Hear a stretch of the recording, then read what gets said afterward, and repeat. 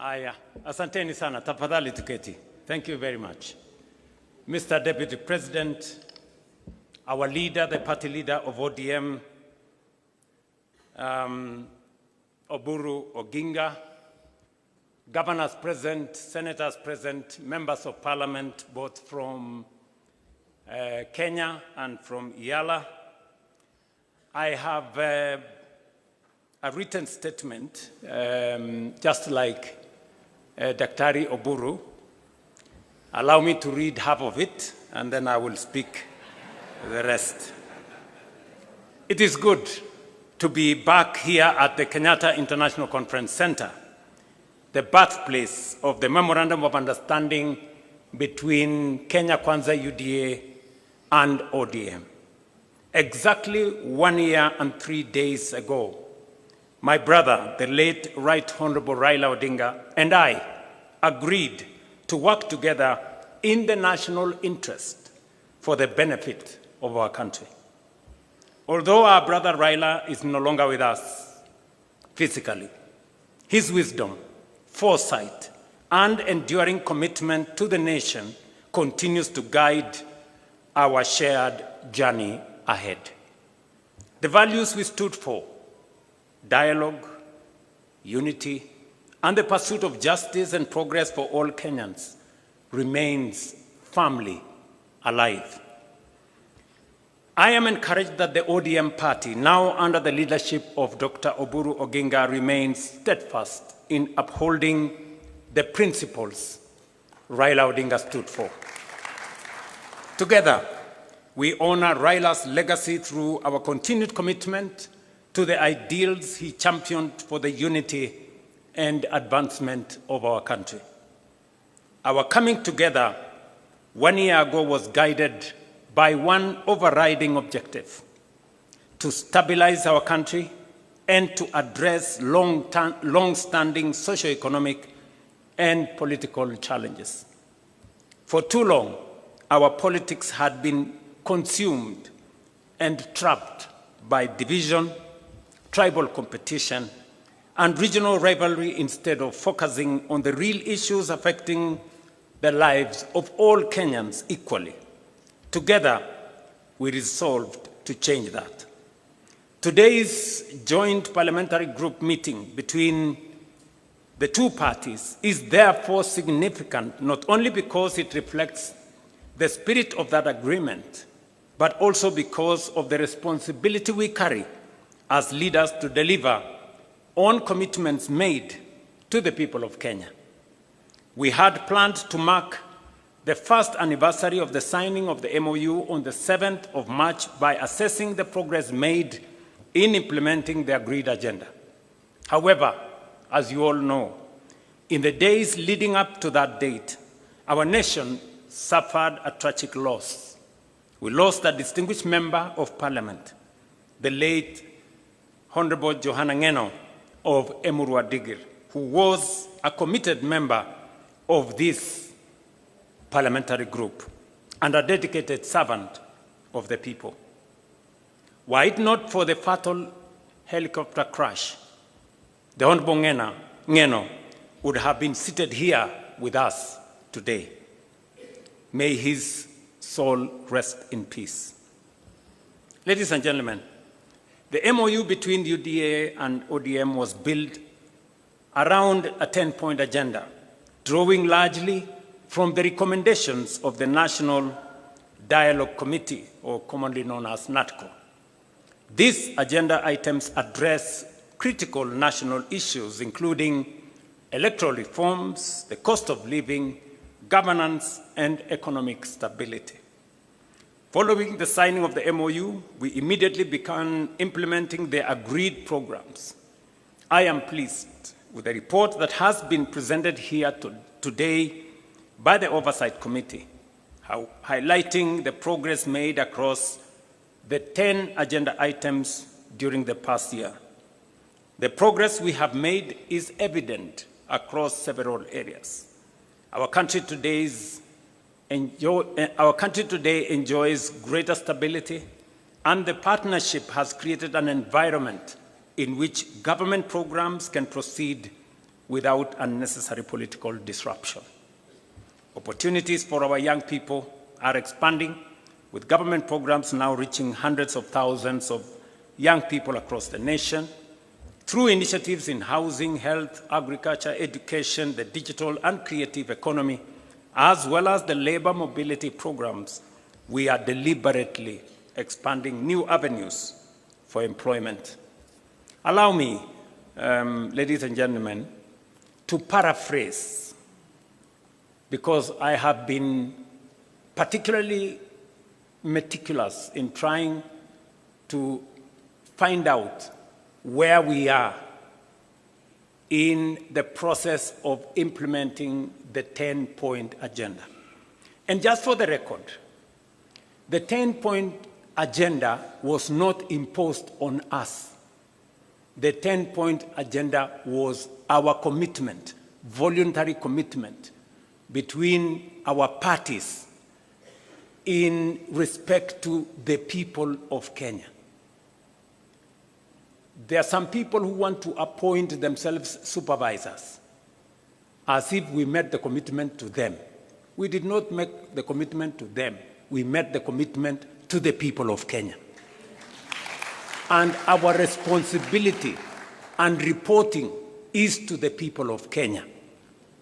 And let me say the following. We did this, and we set the standard very high ourselves, because we believe that is what we should do for the people of Kenya. Not because anybody forced us, not because anybody imposed it on us, but it is because it is our commitment that Kenyans deserve a higher standard of leadership and delivery. I know the matters of NADCO has been spoken very ably by the presenters of the report. We all agree that one of the most pertinent issues in NADCO was the issue of electoral reforms, and especially the appointment of commissioners to the IEBC. You remember very well that that was a very big debate. Today, we have gone through the process. The court processes have been dispensed with, and today we have a functioning Independent Electoral and Boundaries Commission. It has already conducted several by-elections, and as a show of confidence in this broad-based administration, all the parliamentary elections that have been held have been won by broad-based. I said all of them. Yes. Just for good record, and we are not Atusemi. That's what it is. Yeah, those are the facts. In fact, the last by-elections that were held, of the 4 seats that were in contest, broad-based won all of them. Again, for good record. But that is not what I'm trying to say here. I'm trying to say that we are faithful to our commitment. On matters to do with legislation that is there in Parliament, we know there has been back and forth between the two houses. We will be recommending in this PG that we have a broad-based negotiating team. One that is going to sit with both houses of Parliament, comprising membership from both houses of Parliament. Because if broad-based decides, Parliament will decide. Is that true? Yes. Because we have the numbers to drive it through both houses of Parliament. So I want us to raise the standard a bit so that we establish a broad-based negotiating committee or mediation committee to assist us on all the items that have been presented for legislation in Parliament by NADCO. One has already been dispensed with. The matter of NGCDF, the courts have given direction, And therefore, the legislation that had been presented to Parliament is now what the lawyers called functors of issue. I mean, it's been dispensed with. So we now need to pick on what the directions court has given to do the rest of the funds. Let me speak specifically to some 6 or 7 critical issues that I have distilled from the report that was presented to us, especially on those 6 or 7 issues. Number one is inclusivity, and especially the matter of cost of living. The people of Kenya have spoken with clarity on how they want our country to be much more inclusive, and for us to be able to have a society that leaves nobody behind. We have done 5 issues on this subject of inclusivity and cost of living. Number one, we now have a policy on the marginalized in Kenya. We have provided bursaries for their children. We have provided many other interventions that will assist minorities, people who perceive to be marginalized, for them to be brought into the bracket and so that they are not left behind. We have deliberately dealt on matters that finally dictate cost of living. And there are 4 matters that dictate cost of living: cost of food, cost of fuel, because it influences our transport, the cost Kenyans pay for healthcare, and the cost Kenyans pay for their children to go to school. We have addressed all the 5 issues. Number one, on food inflation, on matters to do with food, we have transformed our agricultural sector. We can confidently stand here and say we did, over the last year or 2 years, we have produced more maize, we have produced more tea, more coffee, more sugarcane, and the whole productivity space has risen. It is the reason why today the prices of unga are different from what they were in 2022. We have made a commitment to that.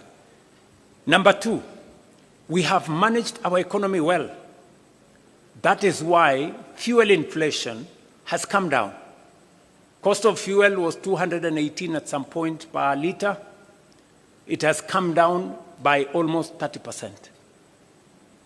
And it is because we have taken deliberate steps to stabilize our currency and to make sure that we don't pay more for fuel because our currency is not behaving. We have done the third thing on matters to do with school fees. You all remember we have undertaken education reform. We've raised the budget for education from 500 billion. This financial year, it was 702 billion. The budget that we're going to read in July is 765 billion.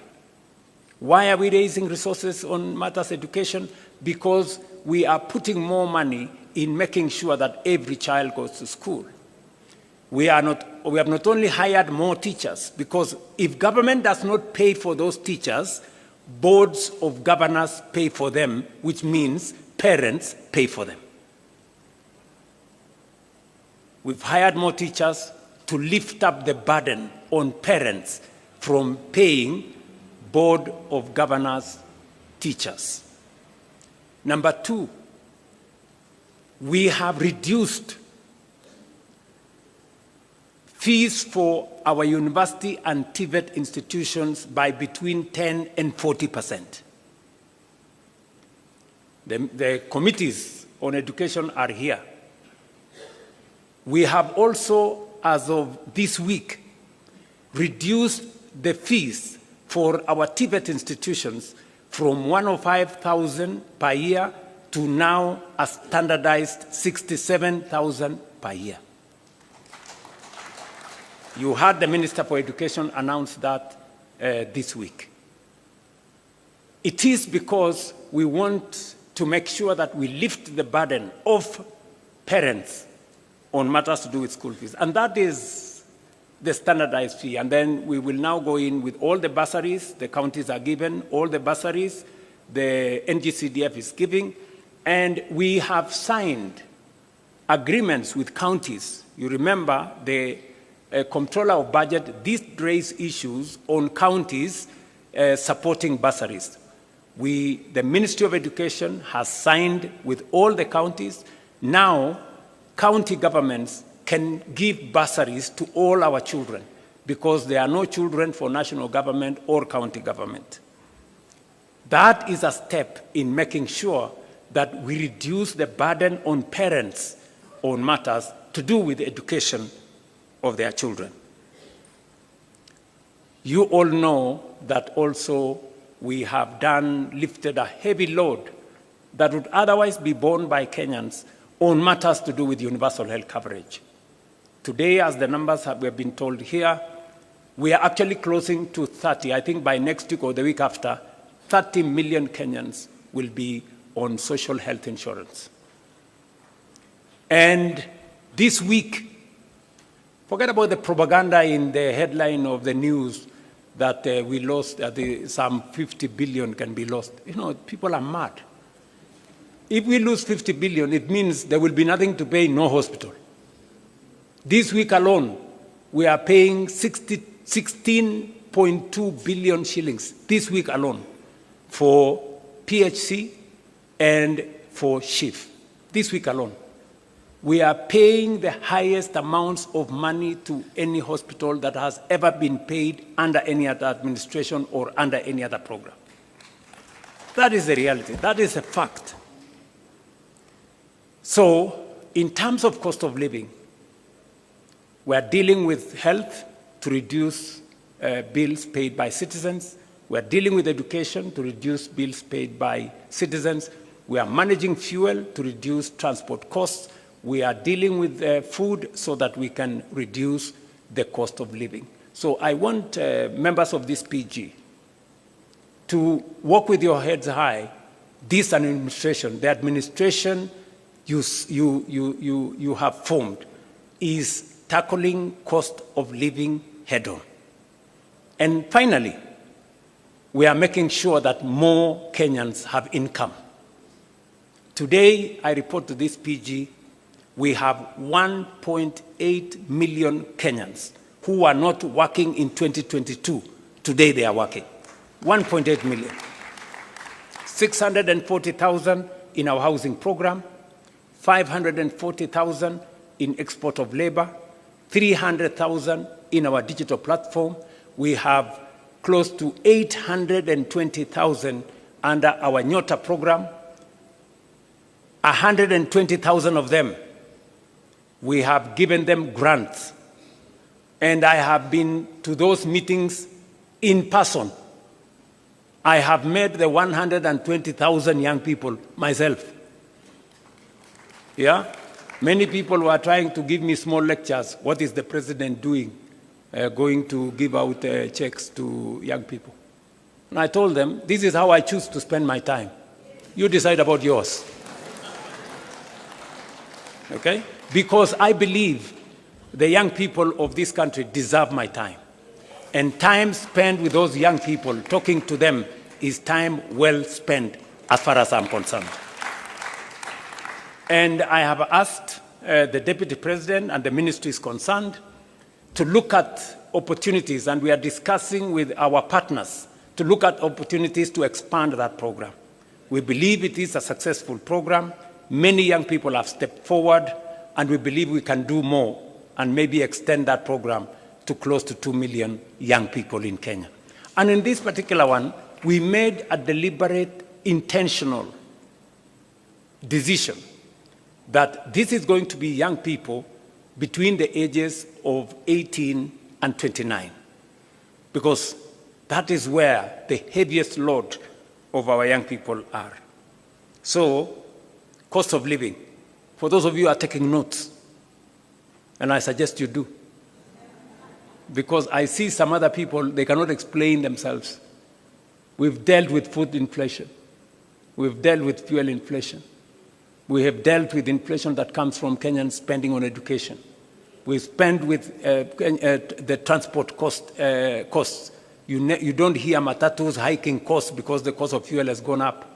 We have dealt with more Kenyans that are working today. That is dealing with cost of living head on. And that is what we are doing together with you guys. Devolution is a principle we committed ourselves. In the 10-point agenda, we said we must be deliberate about devolution, because devolution is the single most important instrument. In fact, it is the heart of the new constitution, making sure that resources and the power to decide on those resources goes to the grassroots. What have we done on devolution ever since we agreed on this 10-point agenda? Number one, we committed that we are going to increase the shareable revenue. Last year, we increased 30 billion from 385 to 415 billion. This year, we are going to increase from 415 billion by another 35 billion to 450 billion. That is the commitment we made to ourselves that we would do. Number two, in the past, disbursements to devolved units would go, and by the way, I'm talking about shareable revenue. I'm not talking about all the resources that go to the counties. Aside from the 415 billion that's going to counties, we have another 70 billion that is going to counties. That is close to half a trillion to the counties. We might be asking a few questions to our governors. Yeah? So next year, definitely, when we do the 450 shareable revenue, we will be going towards 550 billion. We'll have crossed the half a trillion line on resources going to our counties. Number two, and so that before Anyang' Nyong'o tells us we do more, yeah? and we are going to do more. In the past, money meant for devolution, some of it would be carried over to the next year because not all the monies were disbursed. I stand here today. For the last 2 years, we have not carried over a single cent. We have paid all the monies for devolution. At the end of the year, we made sure that we didn't cross over with any. That is going to be the same this year. We will not carry over any resources. We will pay money meant for devolution to devolution. The yearly commitment will be met. Number three, in order to enhance the efficiency of devolution, especially the efficiency of accountability, we made a commitment under the 10-point agenda that we are going to support the county assemblies to be autonomous and independent so that they can carry out their oversight role properly. Parliament, both houses, did agree with us. They brought the bill to me. I signed the bill. And from this June, in the next budget, county assemblies will have their own independent budgets. They will no longer need to make friends with the county governments or to be friends of governors for them to get their resources. They can then, hopefully, we are going to be expecting of the county assemblies to exercise their oversight mandate much more robustly, because now they will not have excuses that in case they are too tough on the governors, they may lack the resources for their county assemblies. That will now be a thing of the past. And then number 4, on devolution again, we realize that just as we have the national administration, the county assemblies, members of county assemblies and governors have no pension. And we have made the strategic decision that the bill that was there in Parliament, which in my opinion has serious challenges, it is my position that we now agree in this PG, that it is only fair. Governors and members of the county assembly are elected leaders like us. The same way we have pension, it's only right that they have pension. We all agree on the principle of contribution. The same way we contribute pension, they too, and I don't think they have a problem contributing to the pension. So it is my request to this assembly that we change the law that currently is in Parliament so that we include governors and we make sure that pensions bill is contributory. Yesterday, I did sign into law the pension benefits for judges. I don't think we should leave our governors and county assembly members behind. So those are the 4 fundamental things that I wanted to say on matters to do with enhancing, supporting, and integrating devolution into our governance system. Finally, now that the court has pronounced itself on the matter of CDF, it is my belief that the bill on ward fund that currently is in Parliament should now be fashioned along the recommendation that has been made by the court and fast-track it so that our county assemblies can equally have a legal framework to guide on matters to do with ward fund. And I don't think this great assembly of PG has any problem with that. Do we really have a problem with that? Very good. So I think that will be the next thing we are going to do. And I appreciate that many governors have already implemented the ward fund even without this legislation. Now, let me go to the third issue that I thought is important for us. The matter to do with leadership, integrity, and the fight against corruption. This is a key commitment that we made under the 10-point agenda.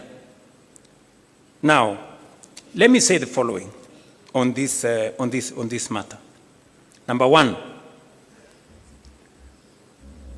as part of our commitment to leadership, integrity, and the fight against corruption, you know very well we had a candid conversation on holding ourselves as leaders to the highest standard of integrity.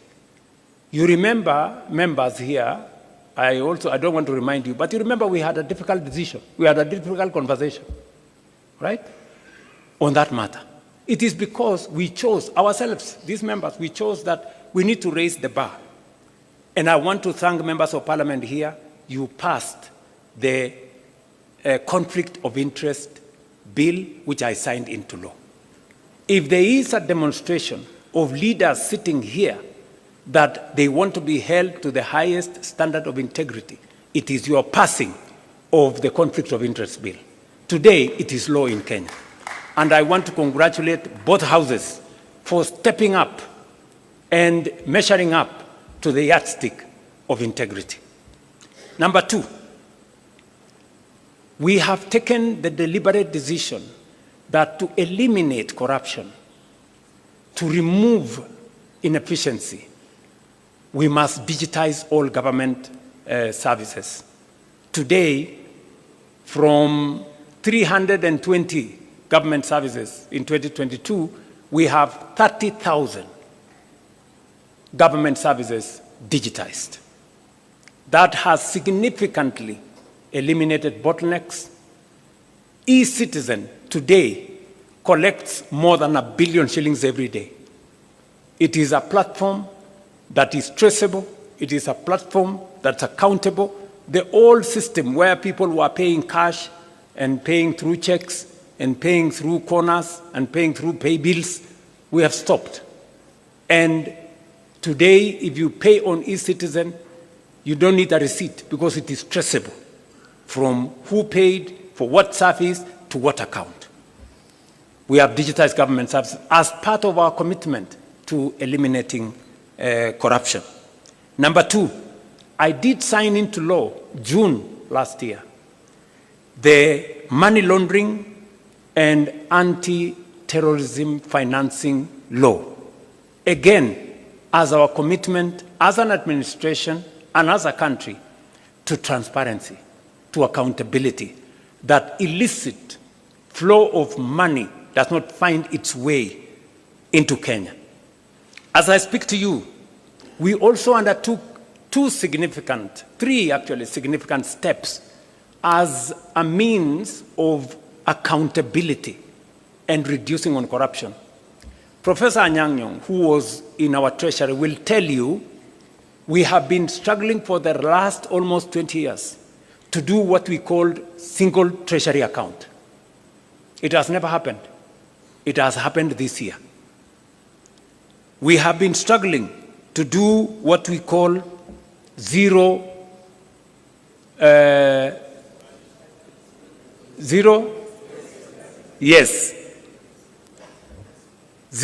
budgeting, meaning that we eliminate confusion. There was an element where people were saying corruption is budgeted. This time round, we are introducing greater accountability on budgeting to make sure that for every budget, every year we bring it to zero. We know what was achieved, what was not achieved, and then we plan again. So those two, and then finally, we are undertaking the e-government procurement. We know it has caused difficulties. It has not been easy. But it has not been easy because those people who are used to manipulating things and tenders and what have really fought this matter. We agreed on EGP like 8 years ago. I think it was 2020. It has been in the books. It has never been implemented. We have implemented it this year. Why? Because we want government procurement to be transparent. We want accountability. And we want to know if you are selling to government, are we getting a fair price? Who is supplying the tender?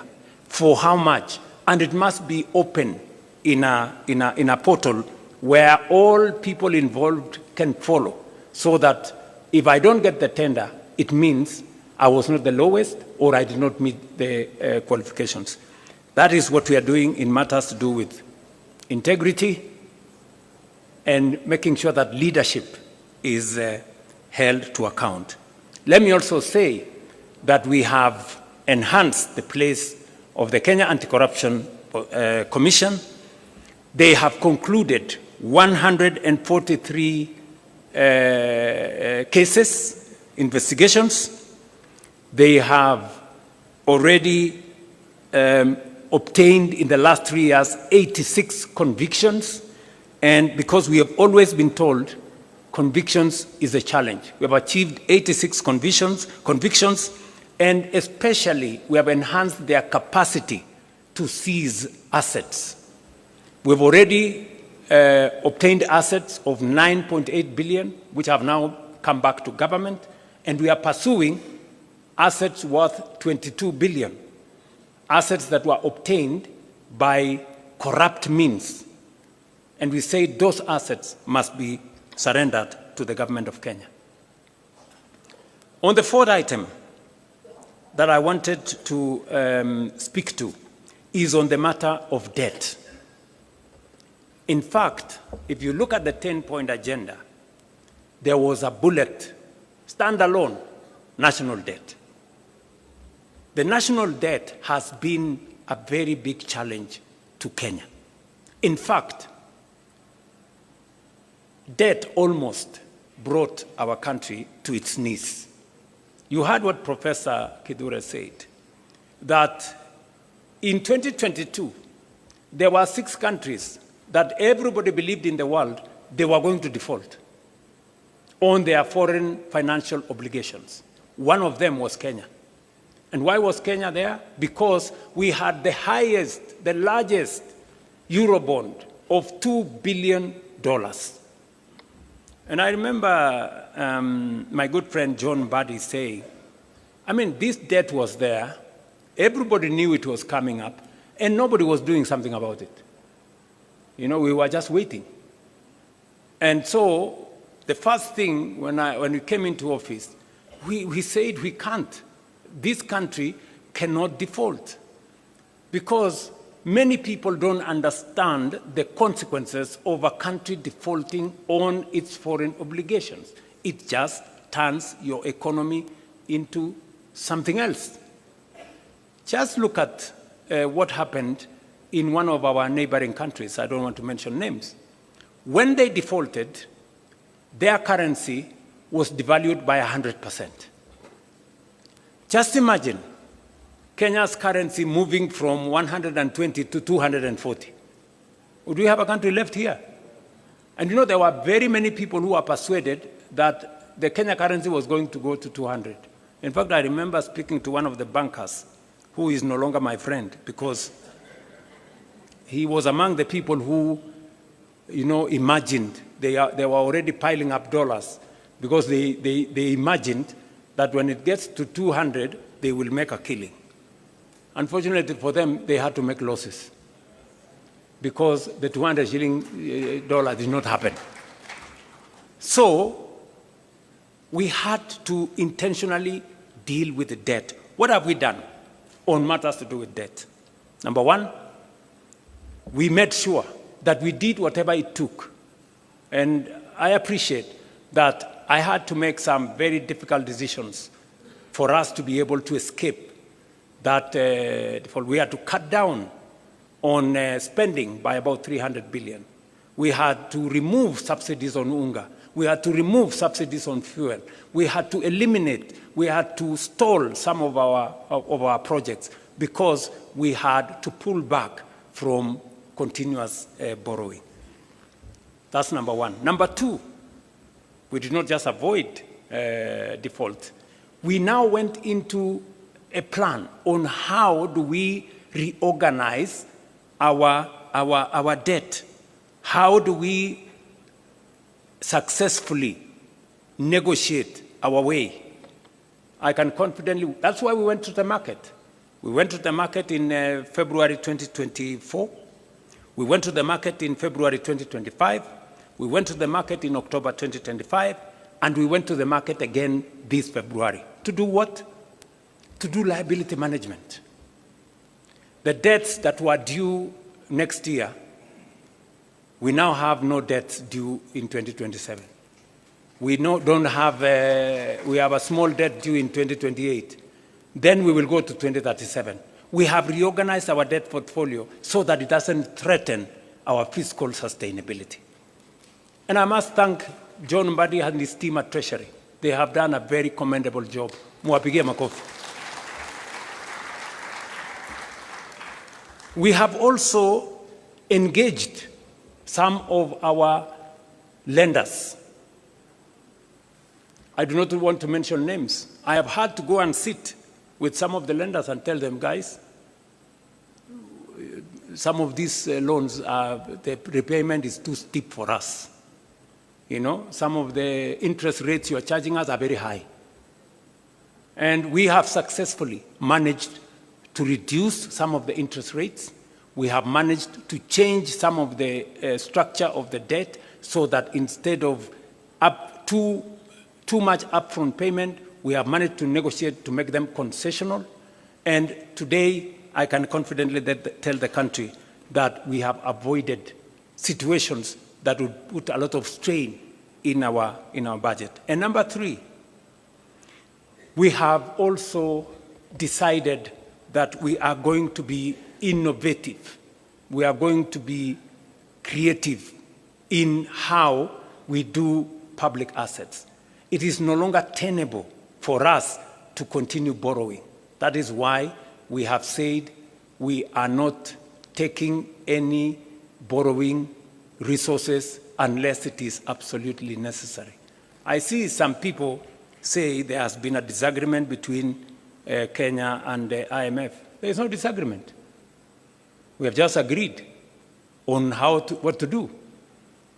We have agreed that if we need your money, we will come for it. If we don't need it, we will do with the resources we have. I mean, how does that amount to a disagreement? Are we together? Yes. I mean, is it wrong to be able to stand on your own and do your own stuff? Is that a weakness or a strength?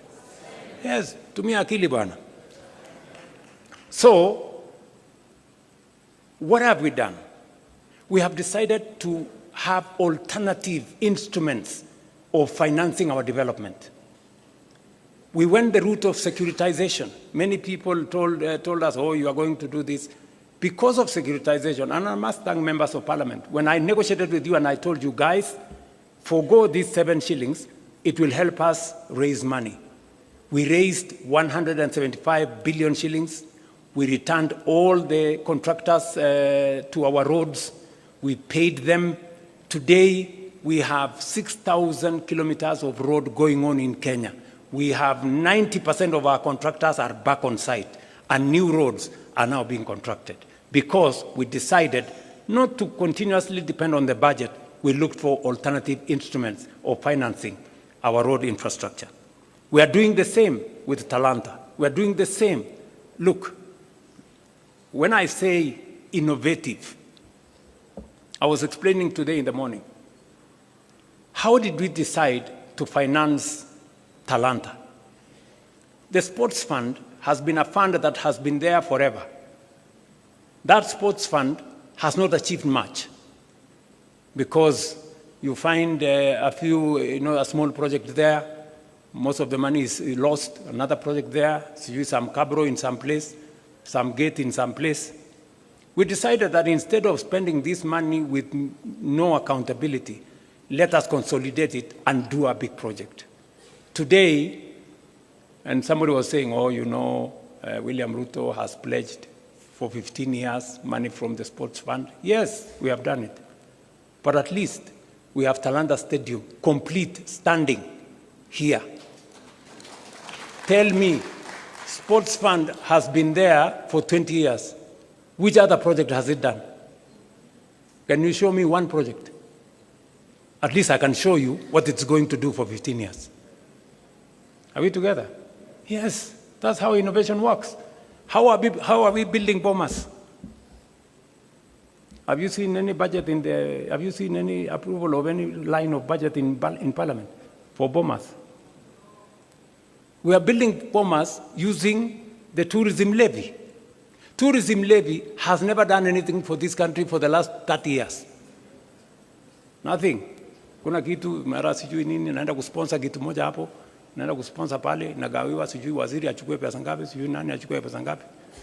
Today, that money is building bombers.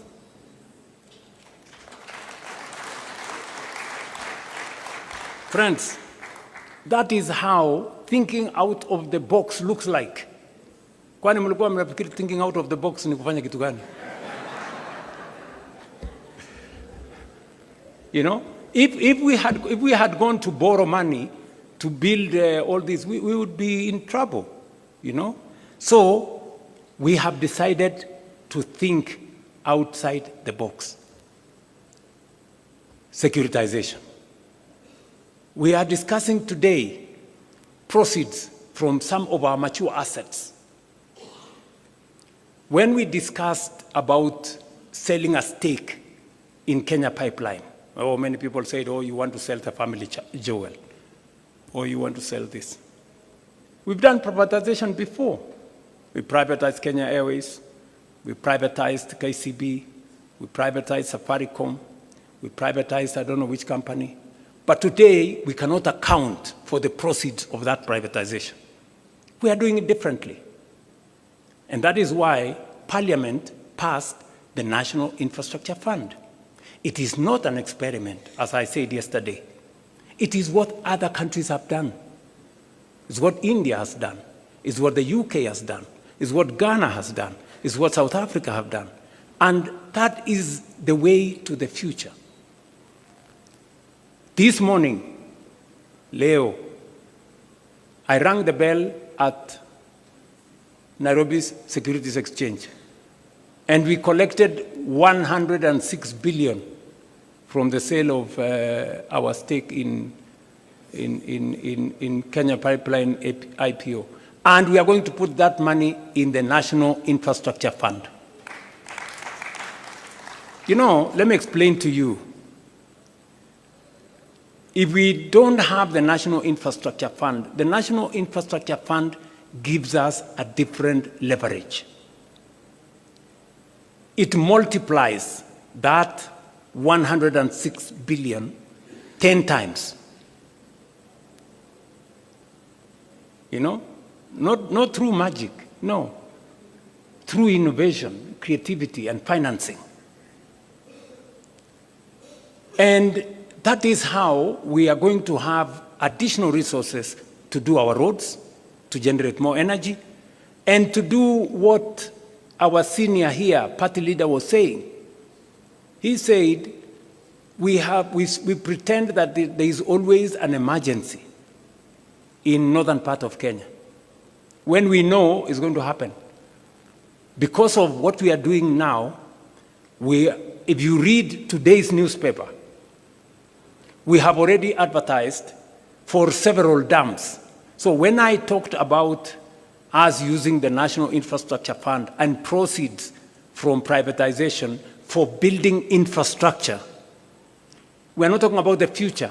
We're talking about doing it now. We've already done the contract for Jomo Kenyatta. That is where about 15 billion shillings is going to go. And that 15 billion shillings is going to enable us raise 150 billion, just by putting 15 billion. It's the same thing we are going to do with the dams. If you check today, we have already advertised several dams, because that is how we are going to cure the problem of food insecurity. Water harvesting, water storage, irrigation. That's how we are going to eliminate the shame of hunger in our republic. And we are beginning that journey today.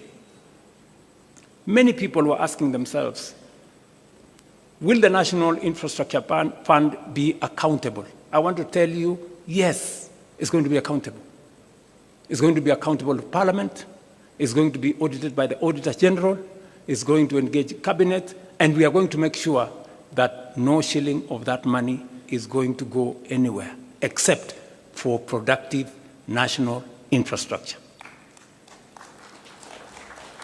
I will be appointing the board tomorrow. The governing council tomorrow. Then they will be the one to competitively recruit the board, because we want to inject transparency into that space. I was saying this in reference to debt, how we are dealing with debt, and how we want to make debt not a threat to the Republic of Kenya. Number one, we have negotiated with our lenders.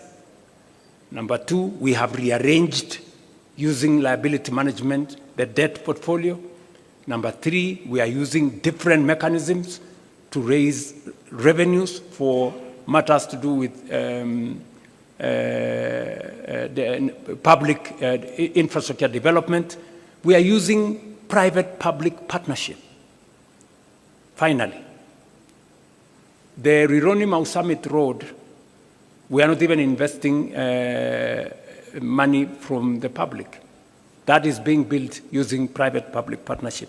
And that is how we are going to grow our country without putting too much burden on citizens on taxation or over borrowing from everywhere. So, national debt.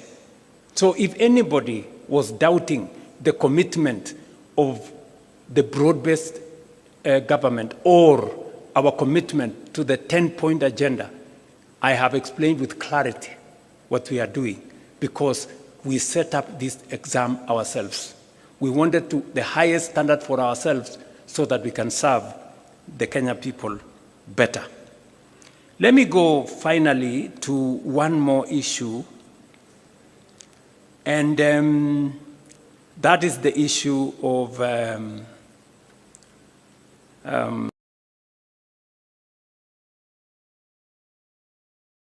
ourselves too, which was peaceful assembly and making sure that the victims of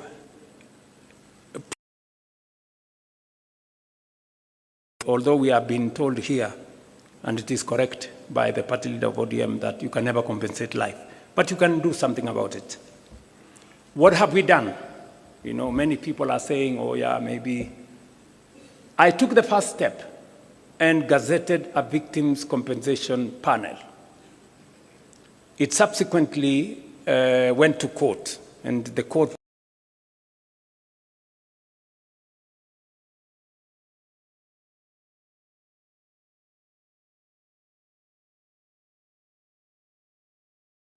with the Independent Police Oversight Authority.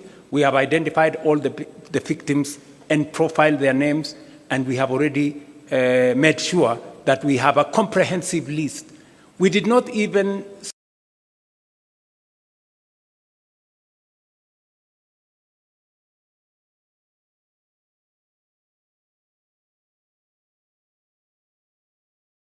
by protests from 2017 are now captured. So we have already identified all the people in there.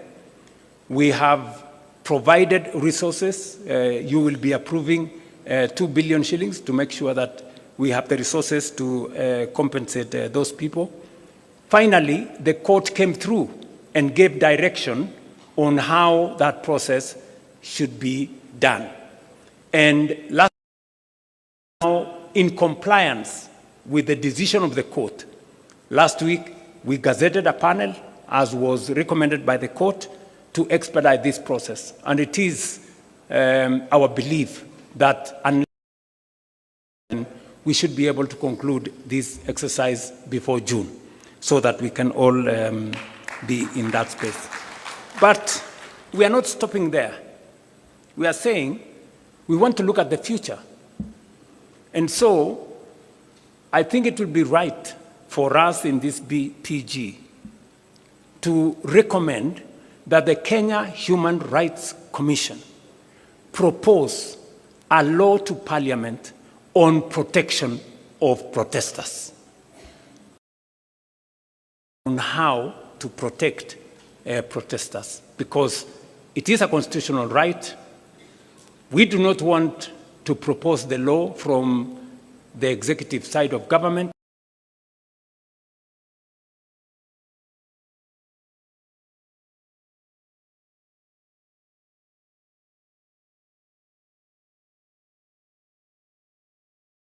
Conclude by saying that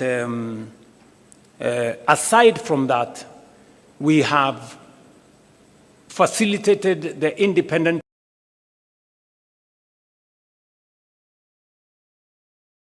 as in breach are held to account.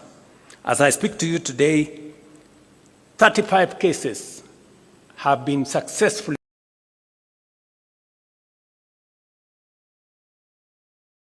convicted as I talk to you.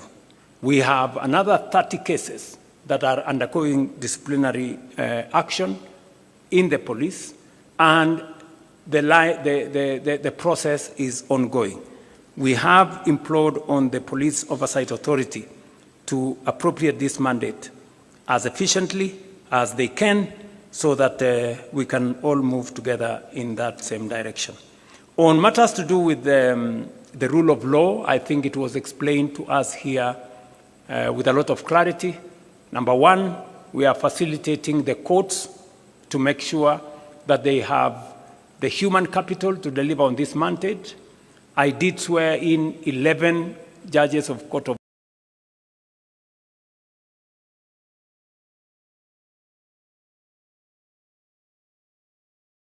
We have provided the resources for that. We did provide also resources for the mobility of our judicial officers. They wanted some vehicles. We have provided the resources for them. They wanted the resources to do e-filing across the country. We have provided resources for them. And yesterday, as I said, with the passage of Parliament of judges, yesterday I did sign it into law so that we can give our judicial officers greater capacity and be able to, for them to be able to appropriate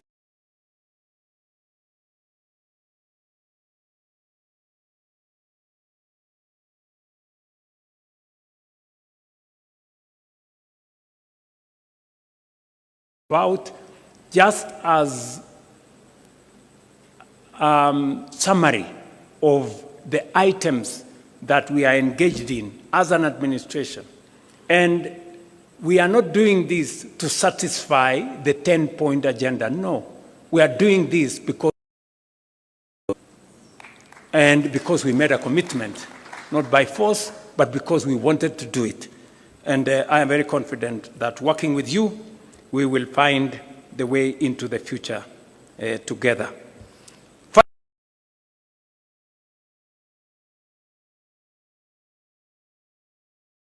Some initiatives have taken longer due to parliamentary and other judicial procedures. We must now accelerate the passage of the laws that are there in Parliament. And I do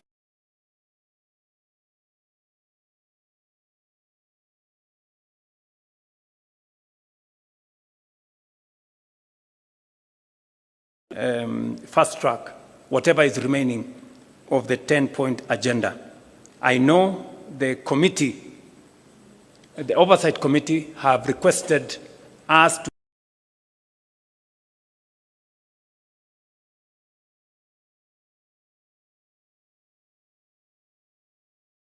They have done a great job. I think it's only fair that we extend that by 60 days. I don't know whether that is agreeable to members here.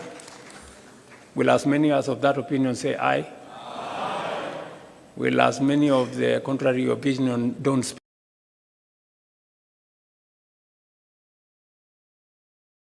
So I think it is so extended. And finally, I want to secure your concurrence that we ask the leadership of Parliament to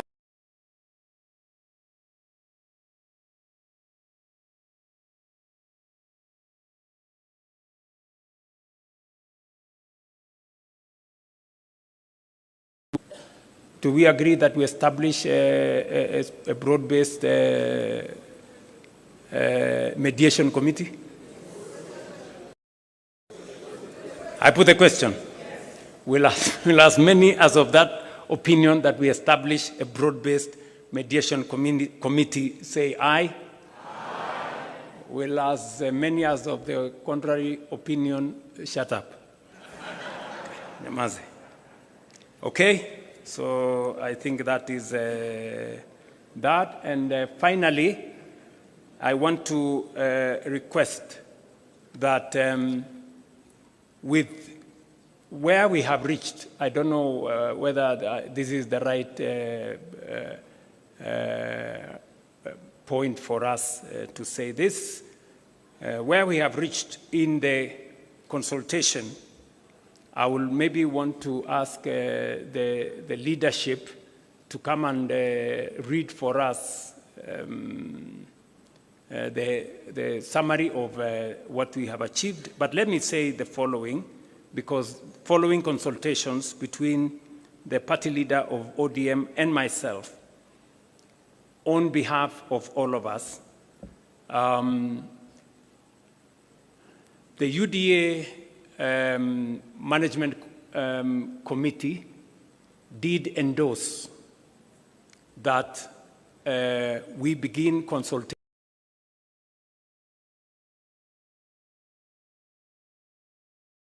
It was also approved by the National Executive Committee of UDA, and it was also approved by the National Governing Council of UDA. The same happened for ODM. There was, I think, a meeting of the Management Committee of ODM, NEC, and also the other organs. It is my proposal that this PG endorses what was agreed in the organs of ODM and in the organs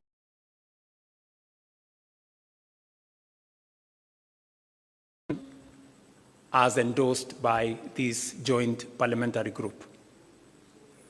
I don't know whether that is a good place for me to put a question.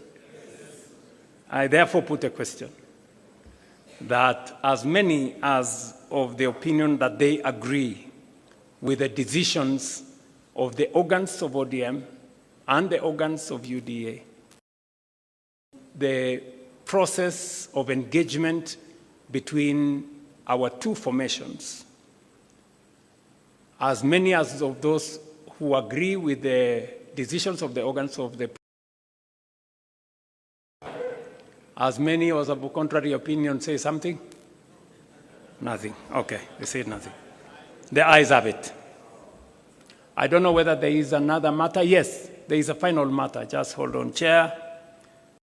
Matter that it is my request and that of the party leader of ODM that as a way of now progressing our consultations in line with the authority given to us by the organs of the party, that this PG endorses the formation of a technical committee to now take the process forward of 4 members from ODM and 4 members from UDA to craft for the party leader of ODM and myself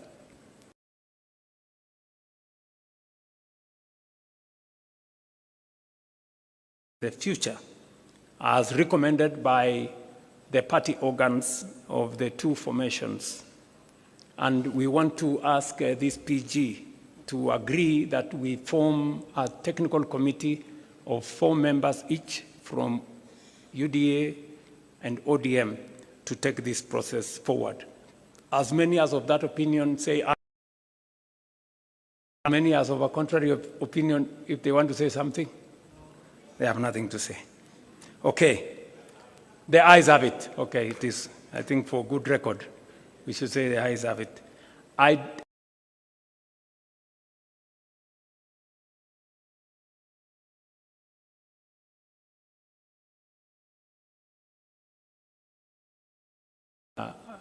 did secure his concurrence that I undertake this exercise. So I want to say thank you very much. I now the other processes to the rest of the people. Yes, yes? You want to say something? Are you sure you want to say something?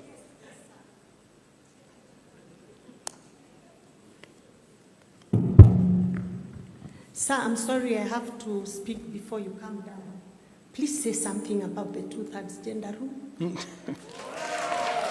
It is silent in this report, even under the recommendations of the ZANI committee.